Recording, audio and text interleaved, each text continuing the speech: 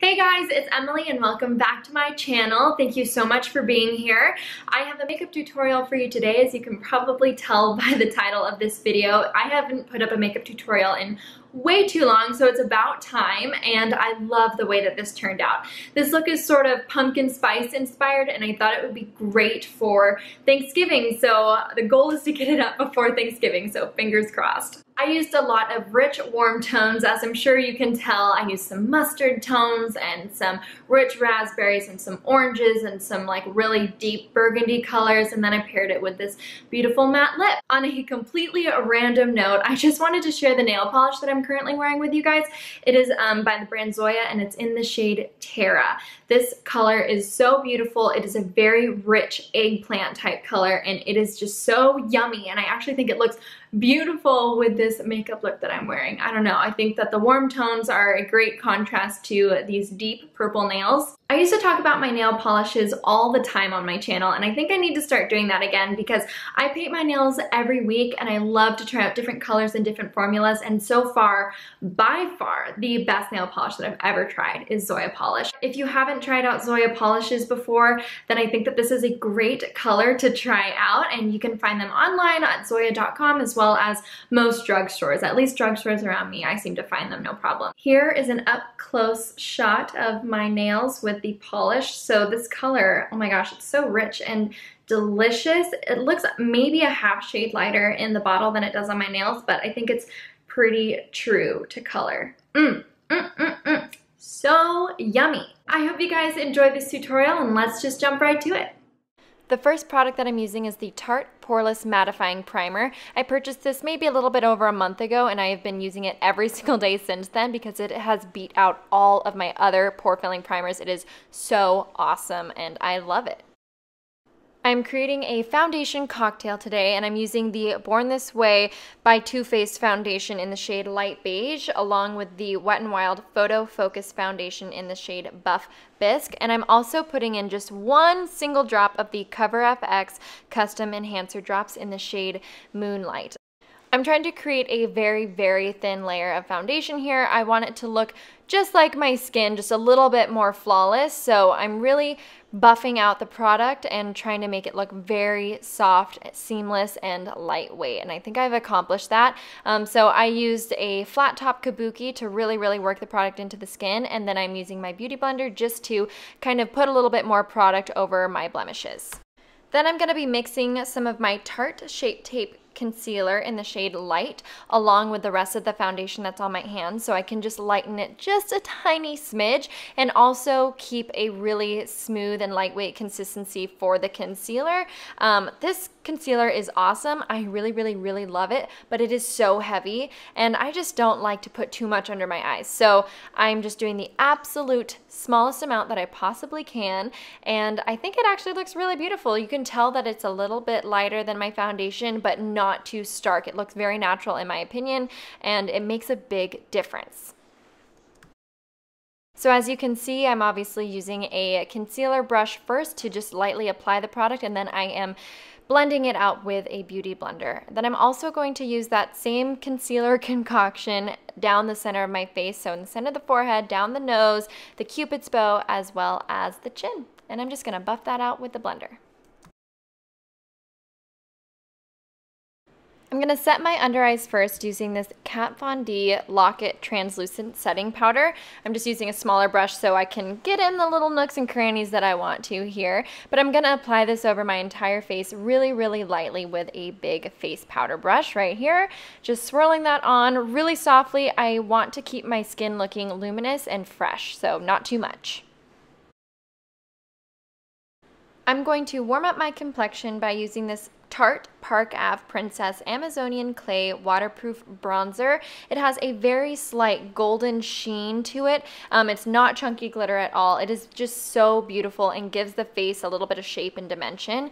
Then I'm gonna go in with my ancient Too Faced Chocolate Soleil Bronzer. I mean, this stuff is like several years old, but I still haven't finished it, and I'm sure it's bad, but whatever. I'm using it, and I'm using this to actually contour my face, so being a little bit more detailed with it, and I'm just using a tapered or an angled face brush. I'm also just gonna run that down the sides of my nose. I don't really like to contour my nose too precisely typically. This is my secret highlighter combination. I am using the shade Fuego from the Desi x Katy Dose of Colors collection, along with the Becca highlighter in the shade Vanilla Quartz. This is such a magical combination because you get the beautiful gold from Fuego, but then you also get this stunning white gold with a little bit of a pink undertone from the Vanilla Quartz. It is so gorgeous, and it's very different, but you can also make it subtle. It's just so pretty. And then for blush, I'm using the shade Seduce by Tarte. This is also an Amazonian clay 12-hour blush, and I'm just putting this all over the cheek area. You can see I'm sweeping it from the apples all the way to the hairline. I filled in my brows off camera, and I will link below my very recent how to perfect your brows at home video, so go ahead and check that out. For the eyes, I'm quite obviously using the Jaclyn Hill Morphe palette. I'm first using those top two shades, putting those on a big blending brush, and I'm working that into the crease just to give a little bit of depth. Not too much, I'm just sort of building a very light foundation. Now I'm going into this gorgeous kind of mustard tone shadow on the outside of the palette, and I'm sort of working this up a little bit above the crease, so getting it pretty close to the brow bone, and I'm trying to build up this color quite a bit, and I'm still trying to keep it soft, so just lots of blending and build up the pigment to wherever you feel comfortable. Now I'm mixing those two slightly deeper blending shades, and I'm putting that a little bit more precisely in the crease, maybe even a little bit below it. So I'm using a more tapered blending brush here because I still want it to be diffused, but I don't want to put this product up too high. So I'm just going in with that, and then I'm going to use the first brush that I used to blend everything out, make it look seamless. Now I'm going to use those two orange shades from the palette, and I'm going to pack that on the outer and inner corner of the eye to start building up that halo effect. So I'm using a much smaller, still kind of fluffy brush to get a little bit more precision here, and I'm taking my time to build up the color. So just go back and forth into the palette and make sure you blend it out here. I'm just using the previous brush and making sure, you know, it's not choppy.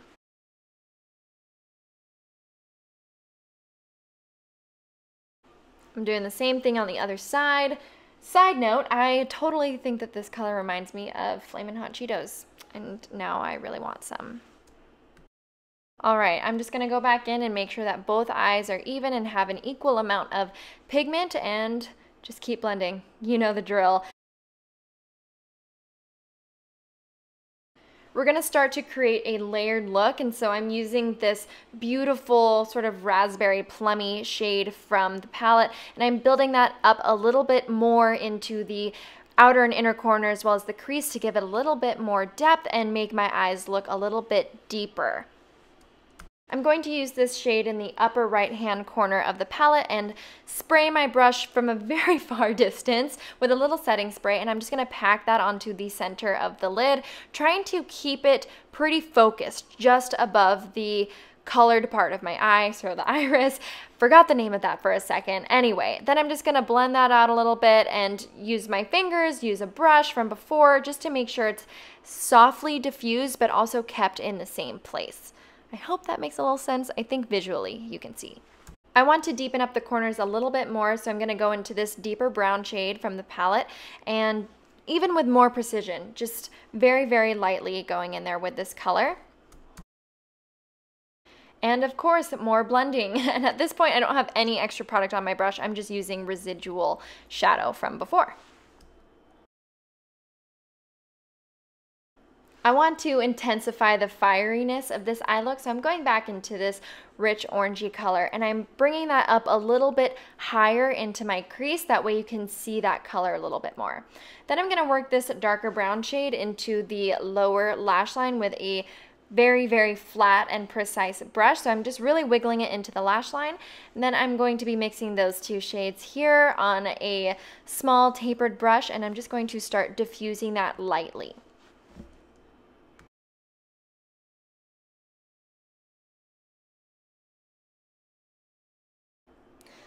Now I'm going to go into those yellowy tones from the palette. So these are like those mustard shades that are so, oh my gosh, they're so cool. I love working with colors like this. And I'm just going to create a little bit of a haze under my eye. Now I'm using this cream gel pencil liner from ColourPop and Kathleen Lights in the shade Mr. Bing. This is a very warm tone brown liner. And I'm going to tightline with this top and bottom. Then I'm going back into that shimmery shade from before, and I'm going to pop that on the center of the lower lash line just to give it the same effect as above. Now I'm using this super deep plum shade from the palette and just wiggling that into the top lash line, and then also a little bit on the outer like quarter of the lower lash line as well, just to make my lashes look a little bit thicker and fuller. I think this is so beautiful, and I do this more often than I do like a gel liner. I'm going back into those two highlighters, and I'm going to pop that on the brow bone on the inner corner, and I'm also going to highlight the center of my eye a little bit more. I'm not spraying my brush or anything, but I just wanted to make it pop just a smidge more, so I put that on the center with this little tiny detailed brush. I am popping on some mascara. This is the Tarte Gifted Mascara. I do really like this. It's not like the best mascara that I've ever used, but I'm trying to find a good cruelty-free mascara. So if you guys have any suggestions, please leave that in the comment section below and help everyone out.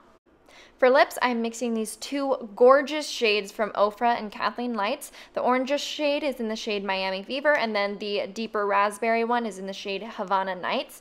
It is such a beautiful combination. They're gorgeous by themselves, but I love mixing them together. They are so beautiful, and I'm just using a Bobbi Brown lip brush to apply this. And I'm also going to pop a little bit of Miami Fever in the center of the lips as well. I just thought it added a little bit of, you know, something different, something cool. You can hardly tell it's there, honestly, but it does give a little bit of a fuller lip effect, and it's just a little bit brighter.